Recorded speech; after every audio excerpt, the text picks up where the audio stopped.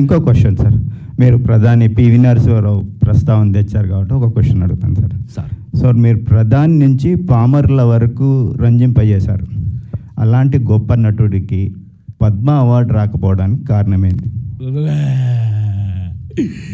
ఏమోనండి, ఇదంతా రాజకీయమేమో నాకు తెలియదు కానీ, బట్ అయితే ఒక్క మాట ఈ సందర్భంగా గుర్తు చేసుకుని మనం మర్చిపోదాం. ఎందుకనంటే నాకు వాటి మీద పెద్దగా అంటే ఒకవేళ నేను ఫాలో అయ్యి ఇది వీళ్ళందరిని బట్టి తన్ని అక్కడికి పంపించి ఏం చేయలేదేమో. ఎందుకంటే ఈ మధ్యలో వచ్చిన యంగ్ హీరోయిన్స్ కూడా మొన్న వచ్చిన యంగ్ హీరోయిన్స్ కూడా పద్మ ఇచ్చారు. అదే మనకంటే వాళ్ళకి టాలెంట్ ఎక్కువ ఉంటుంది. నవ్వుతావండి, ఏం టాలెంట్ అనుకుంటున్నావు? నేను టాలెంట్ ఉంటుందండి. ఒక చిన్న ఇన్సిడెంట్ నాకు జరిగింది. పూజ్యులు పెద్దలు రామోజీరావు గారు మాటల సందర్భంగా, అవును ప్రసాద్ నీకు పద్మశ్రీ ఉందా అని అన్నాను. ఓహో సరేలే, కానీ ఒక్కటి గుర్తుపెట్టుకో, నువ్వు ఎప్పుడు ట్రై చేయకండి. నేను ఎప్పుడు ట్రై చేయలేదండి అని అన్నాను. ఎందుకో తెలుసా, ఎందుకు ట్రై చేయదంటున్నాను తెలుసా? ఎందుకో తెలియదండి అని అన్న. పెద్ద ఆయన కదా, ఆయనతోటి ఆర్గ్యుమెంట్ చేయం మనం. అయితే పద్మశ్రీ కంటే నువ్వు చాలా ఎక్కువ, చాలా పెద్దవాడు, నువ్వు ఎప్పుడు ట్రై చేయ కదండి.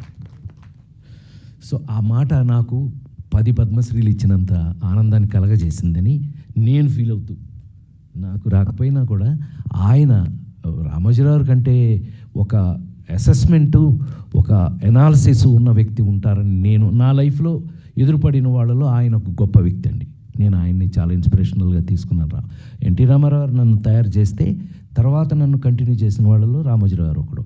ఆయన ఆ మాట ఎప్పుడైతే అన్నారో అది దానికి అంత వాల్యూ ఉందని, యాక్చువల్ వాల్యూ మీ అందరి దగ్గరే ఉందని నేను ఫీల్ అయ్యాను. కానీ ఎప్పుడైనా బాధపడ్డారా ప్రతి ఏటా అవార్డ్స్ ప్రకటించినప్పుడు?